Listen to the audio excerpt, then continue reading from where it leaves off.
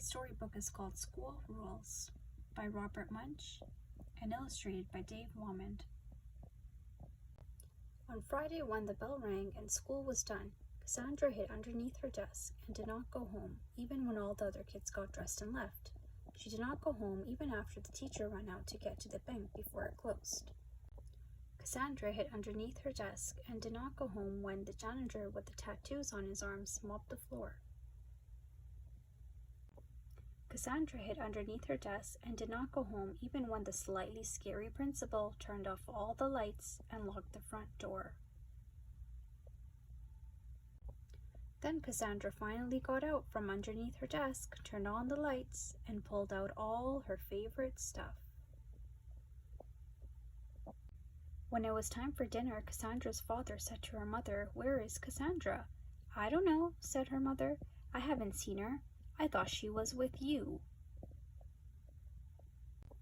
So they ran around and yelled and screamed and hollered and called Cassandra's grandmother and all the neighbors.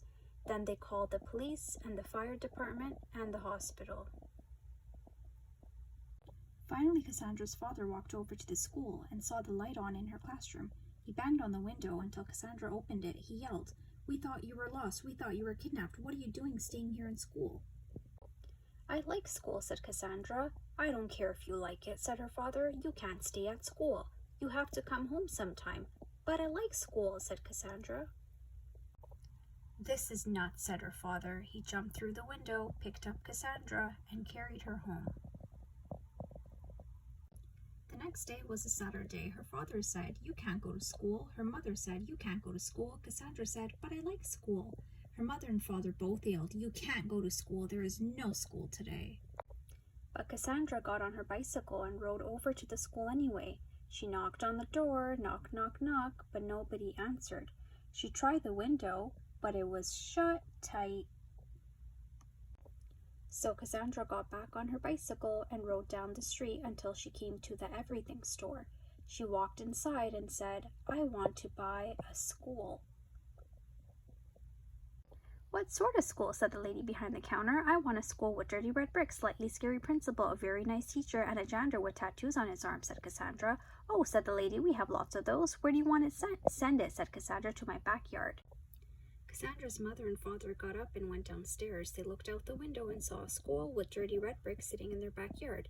Her father looked at her mother, and her mother looked at her father, and they both yelled, "Cassandra!" Cassandra came running downstairs and said, "My school, I came. This is wonderful." She ran out the back door and said hi to the janitor, got scolded by the principal for being late, and went into the classroom with the nice teacher. And at recess, she told all of her friends how to buy a school of their own. The end. Wasn't that a great storybook? I hope you liked it.